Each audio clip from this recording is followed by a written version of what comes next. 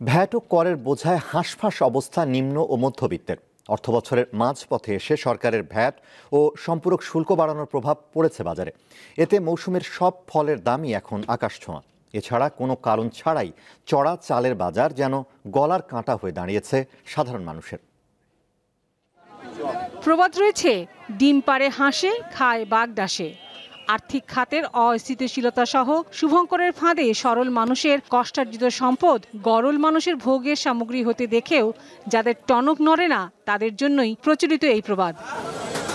দেশের মানুষ যখন মূল্যস্ফীতির চাপে চিড়ে চাপটা, ঠিক তখন দুটি অধ্যাদেশ দিয়ে শতাধিক পণ্য ও সেবার দাম বৃদ্ধিতে প্রত্যক্ষ মদত দিল সরকার। এতে মৌসুমি ফলের স্বাদ নেওয়াও সাধারণ মানুষের জন্য দুঃস্বপ্ন হয়ে দাঁড়ালো। খেজুর ছাড়া প্রায় সব ধরনের ফল আমদানিতে সম্পূরক শুল্ক 20% থেকে বাড়িয়ে 30% করা হয়েছে। বাহিরের ফলের দামটা একটু বাড়ছে আর কি। আর বাংলাদেশে তো বড়ইটা আছে না, বড়ইটা তো নতুন বড়, একটু দাম বেশি। এই আঙ্গুরটা আমরা এই সিজনের সময় এটা আমরা 400 টাকা বেচছি। আজকে আমাদের কিনে আছে 560 টাকার মতো কেজি। মধ্যবিত্তের উপর অনেক বেশি চাপ। আমরা যারা আপনার ওই সুপার শপগুলোতে গিয়ে বাজার করতে পারি না, এই সব জায়গায় আসি বাজার করার জন্য, আসলে আমাদের উপরে চাপ অনেক বেশি।